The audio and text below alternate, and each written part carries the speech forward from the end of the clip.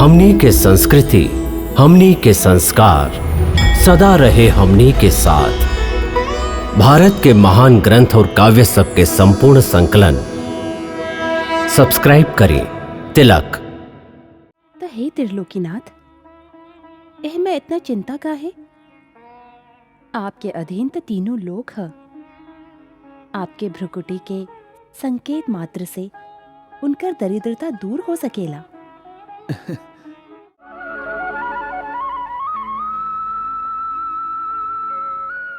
हे सर्वात्मा, हे विश्वात्मा,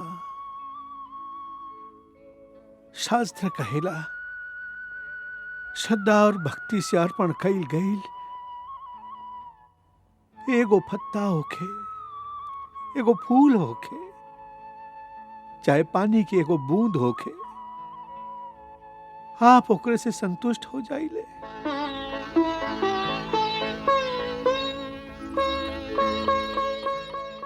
ऐसे हे हमार देवता, श्रद्धा और भक्ति के संगे ये तुच्छ भेंट आपके ओ विश्वात्मा रूप का अर्पण करत है। एकरा स्वीकार करी, जैसे सगरे विश्व के प्राणी की आत्मा तृप्त हो जाए।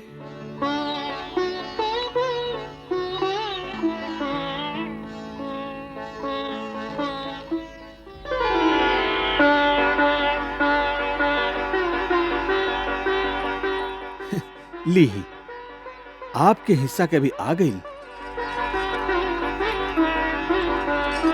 आगे चल के आपके एकर दाम चुकावे के होई।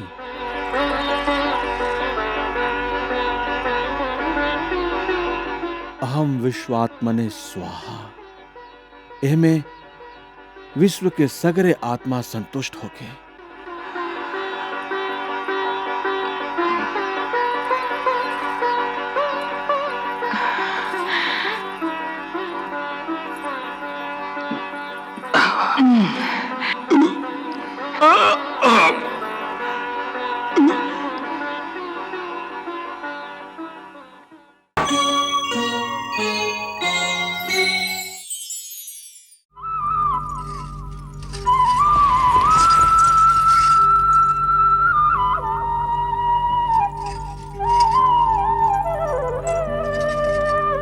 प्रणाम भगवान।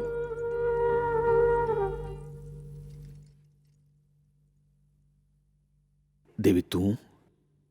हाँ प्रभु, हम। का बात है देवी? आज तो हर मुख मंडल पर तनिक वेदना के भाव झलक रहा। ऐसन का बात हो गई है देवी? यह तो हम आपसे पूछे आयल हैं प्रभु कि आपके मुखमंडल पर भावुकता के एगो ऐसन झलक देख रहल है जे हम पहले कब्बो ना देख ली। आपके मुरली में भी आज एगो गहिरा वेदना के सुर गूंज रहल हा। ऐसन का बात हो गई हा प्रभु? कहीं कौनो परम भक्त बहुत दुखी त नहीं खे? कहीं ऐसन त नहीं खे कि आपके कौनो भक्त संसार के माया से पीड़ित होके और ओकर विवशता के देख के आपके मुरली के मधुर स्वर भी व्याकुल हो गई होके? एगो तू ही तो बाड़ू जे हमार अंतरात्मा के देख सकेलो। यही से हमार तोहरा से कुछ भी छुपल ना रहेला। तुहार अनुमान सही है देवी। इस संसार के माया हमारे को भक्त के दुख के जंजीर में एक तरह से जकड़ ले ले हा, जैसे कोनो विशाल नाग एगो कमजोर आदमी के अपन पकड़ में जकड़ ले बा, ओकर हड्डी के तोड़े की कोशिश करेला। उहे हाल हो रहा हमारो भक्त के। और हमारी विवशता है कि हम ओकर दुख दूर ना कर सकीले। ऐसन कवन भक्त है जेकर दुख देख सकत हई, दूर ना कर सकत हई? के हाउ? सुदामा। सुदामा? पहले नाम नहीं के सुन ली? केहू नया भक्त है?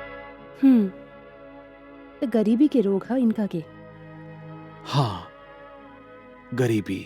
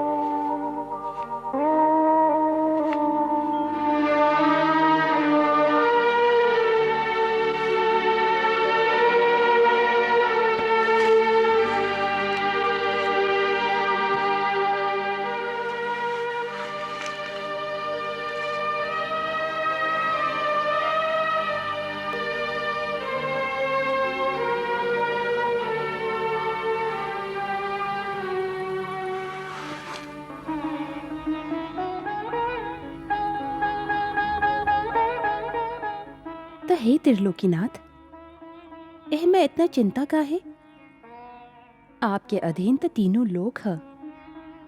आपके भ्रुकुटी के संकेत मात्र से उनकर दरिद्रता दूर हो सकेला। हाँ, यदि आप चाहें तो। हम तो जरूर चाहब। यदि हमरा बस में होइत त अभई यही क्षण हम उनकर दरिद्रता के नाश कर देती। तो फिर करत काहे नहीं की? बाकी हमरा बस में होके ता करी ना। आपके बस में नहीं खे तो फिर केकर बस में है भगवन? उनकरे बस में है। हम ही पहेली समझ ली ना। उनकर दरिद्रता दूर कईल आपके बस में भी है। आप चाहत भी हैं, फिर भी हम कईल तो जरूर चाहत हैं। बाकी हमरा चाहे से का होखेला, वो भी तो चाहे। तो काऊ नईखन चाहत कि उनकर दरिद्रता दूर होके? ना। एकर मतलब? देखा रुक्मिणी, सुदामा कोनो मामूली आदमी नहीं खन। वो एगो ब्रह्म ज्ञानी बाड़न। सांसारिक विषय से विरक्त, शांत चित्त, जितेंद्रिय, जेकरा योग में स्थित प्रज्ञ कहल जाला। वो एगो स्थित प्रज्ञ योगी बाड़न।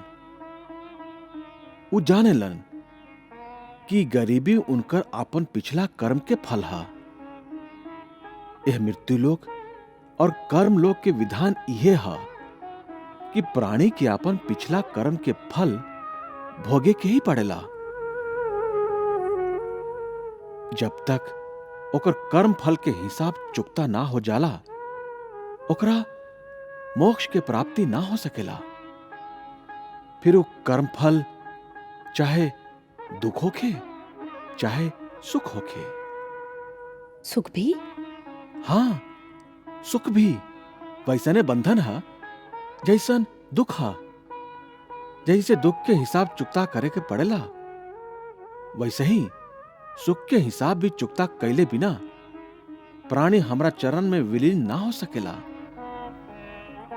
बाकी एक ही शर्त है कि जे हमरा तक पहुंचे के चाहेला, ओकरा के पिछला कर्म फल के दुख या सुख सब कुछ खाली निरासक्त भाव से भोगे के पड़ेला।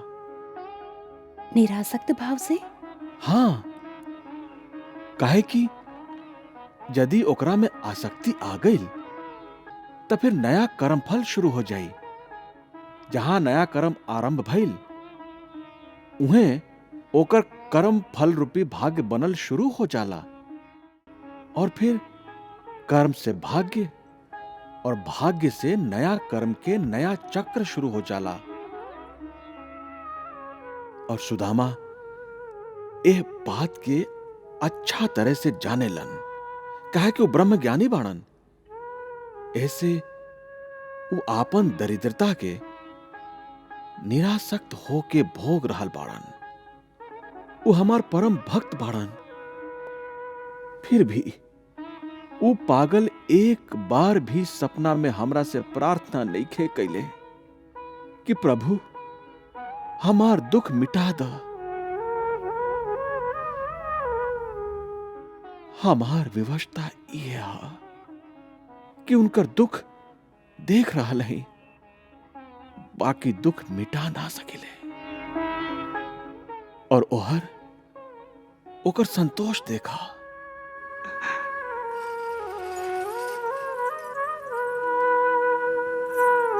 श्री कृष्णा, श्री कृष्णा, श्री कृष्णा, श्री कृष्णा, श्री कृष्णा।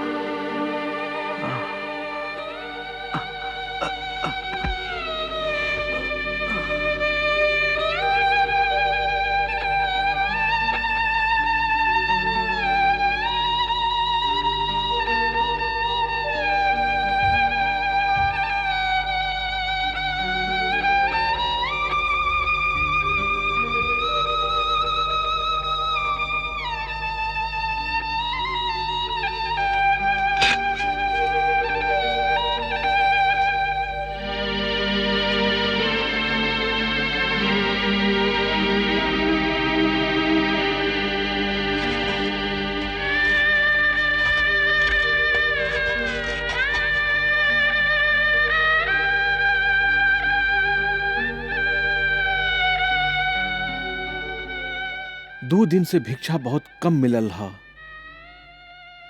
लइकन के आधा पेट खाना खिया के पति पत्नी दोनों 2 दिन से कुछ भी ना खैले बाड़न।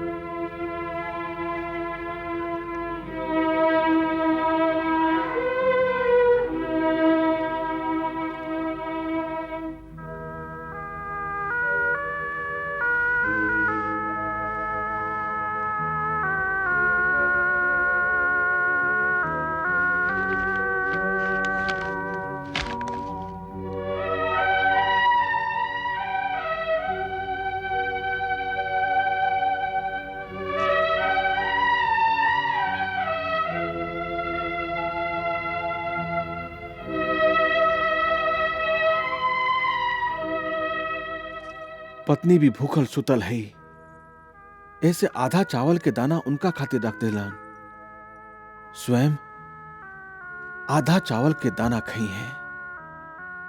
वाह, एकरा कहल जला संतोष।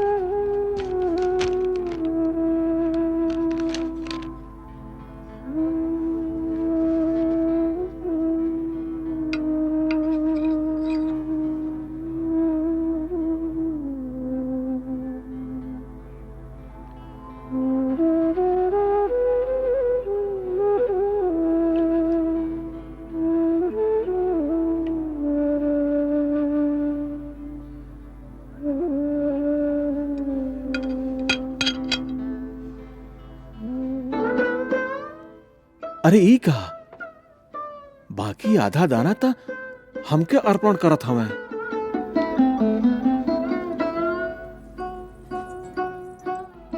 जिनका बचल चावल के ई दाना अर्पण करे जा रहल हई, भला उनका एकर का कदर हुई?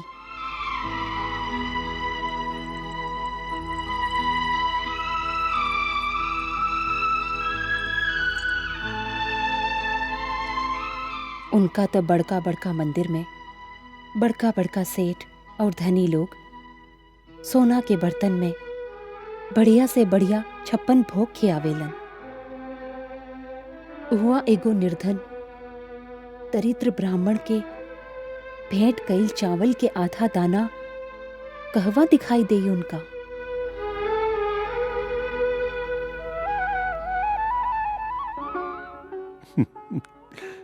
वसुंधरे, प्रभु के सामने बड़का बड़का वस्तु के अथवा सोना चांदी के बर्तन के कौनो मोल नहीं है। वहां खाली श्रद्धा के मोल है, भक्ति के मोल है, और श्रद्धा और भक्ति के मत छोड़ा।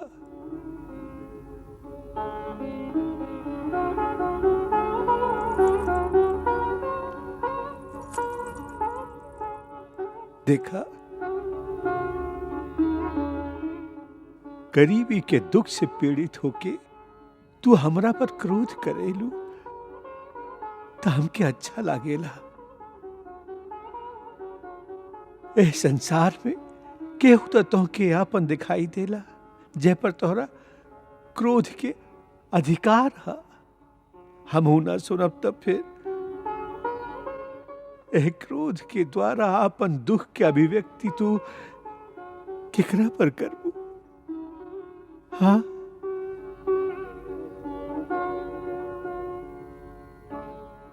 हमरा पर चाहे जितना भी क्रोध करला, बाकी अपन अंतर में श्रद्धा और भक्ति के दीपक मत बुझेता। अपन धर्म के पालन और प्रभु के भक्ति, यह तो ऊ खजाना है जकरा गरीबी भी ना रुक सकेली।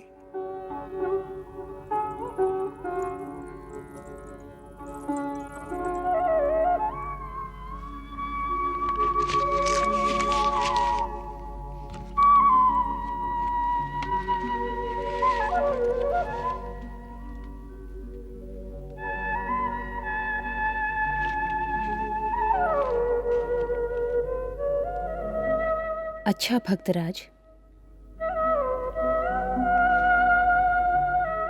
आपके आज्ञा सिरोधार्य करत हई। बाकी इतना बात समझा दी हमके। का ये है कि आपके बचल चावल के एगो दाना मिलल, और आप ही सोच के कि वसुंधरा 2 दिन से भूखल हुई, आप आधा हमरा खातिर रख देहली और बाकी के आधा आप स्वयं काहे न खैली। आपो भगवान के खियावे काहे चल गईली।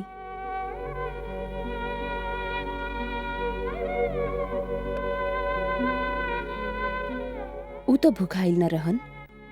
वसुंधरा, गृहस्थ आश्रम के धर्म है कि अपना खाए से पहले एक हिस्सा अपन पशु का खियावल जाला, जो ओकर सेवा करेला। जैसे हमार गाय है, एक हिस्सा ऐसे ही अतिथि खातिर रखल जाला, जे अचानक हमरा द्वार पर आ जालन, फिर भोजन कइल जाला। ऐसे हम सोचली कि आधा चावल से इतना सारा काम तो ना हो सकेला, यही से एकरा उनका अर्पण करत है जिस विश्व आत्मा बड़ा। शायद ऐसे वो संतुष्ट हो जाए तो संसार के सभी प्राणी के भूख मिट जाए। यही से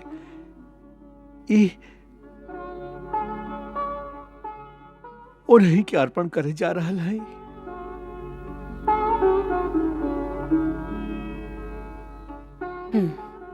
यदि ऐसने ह तो ई लीही हमार चावल के आधा दाना भी संगे ही चढ़ा दी। हाँ? काहे तू ना खइबू? ना, भूख लागल होई।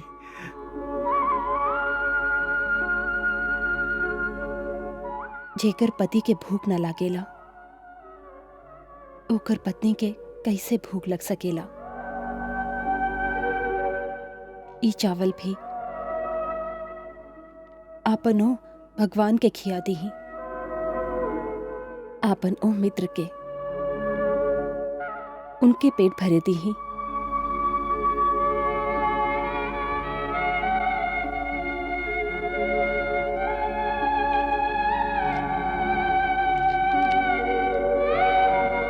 प्रभु के भेंट करे के हा तो आपन हिस्सा आपन हाथ से अर्पण करा। बाकी श्रद्धा और भक्ति के संगे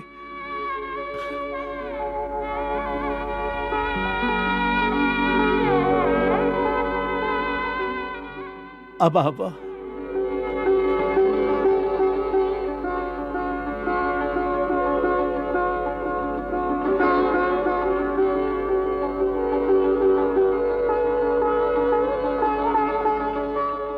आपके निश्चल भक्ति में जाने का जादू है कि आप पर क्रोध ना, दया आवे लागेला। श्री कृष्ण।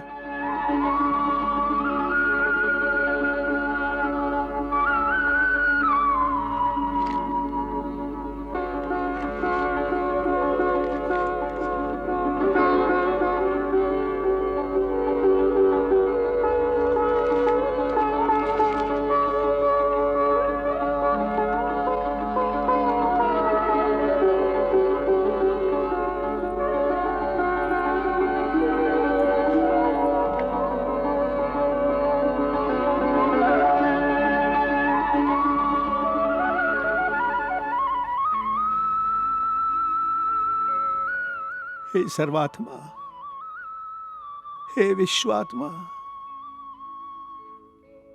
शास्त्र कहेला श्रद्धा और भक्ति से अर्पण कईल गईल एगो पत्ता होखे, एगो फूल होखे, चाहे पानी की एगो बूंद होखे, आप ओकरे से संतुष्ट हो जाइले।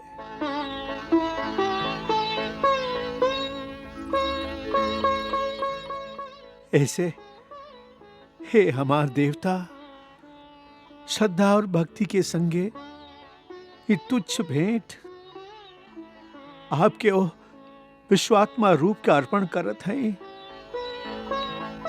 एकरा स्वीकार करी, जैसे सगरे विश्व के प्राणी की आत्मा तृप्त हो जाए।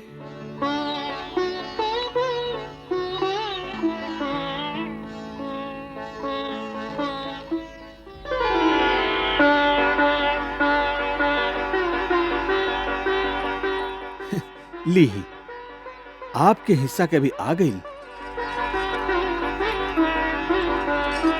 आगे चल के आपके एकर दाम चुकावे के होई।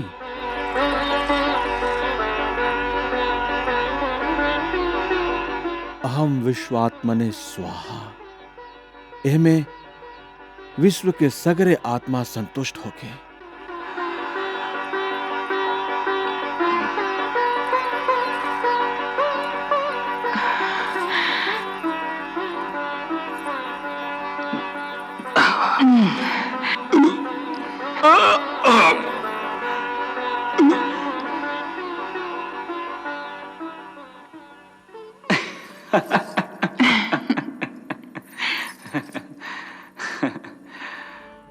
वाह, आज पहला बार भक्त के थोड़ा सा सेवा करे के मौका मिलल। प्रभु, ऐसन अवसर रोज त ना मिली, बाकी पेट तो रोज खाना मांगेला। कैसे निर्वाह हो इनकर? भिक्षा मांगे से? भिक्षा मांगे से? हाँ प्रभु, आपके भक्त खाली भिक्षा पर जीवित रही? हाँ देवी, काहे कि वो ब्राह्मण हुआन, उनका भिक्षा पर ही संतोष करे के होई। शास्त्र कहेला कि ब्राह्मण ना कोनो व्यापार कर सकेला और ना केहू की सेवा। तो फिर का करे? एगो ब्राह्मण के धर्म हा कि वो सगरे संसार के विद्या देवे, शिक्षा देवे, राजा के सन्मार्ग दिखावे, अधिकारी लोग के प्रजा के सेवा कल सिखावे, जनमानस के भक्ति के मार्ग दिखावे। बाकी इस सगरे काम के व्यापार ना करे, आपन जीवन निर्वाह खातिर भी विद्या सिखावे के कीमत ना लेवे। आपन जीवन निर्वाह ब्राह्मण के खाली भिक्षा मांग के ही करे के चाहिए। और भिक्षा मांगे के भी एगो नियम है कि खाली 5 गो घर में ही अलग जगावे और वो 5 गो घर से ओकरा भिक्षा ना मिले, मिले थोड़का मिले, बस वो दिन उतना में ही संतोष कर लेवे के, घर घर मांगे ना जाए। और देखला, सुदामा उहे धर्म के निर्वाह कर रहल बाड़न।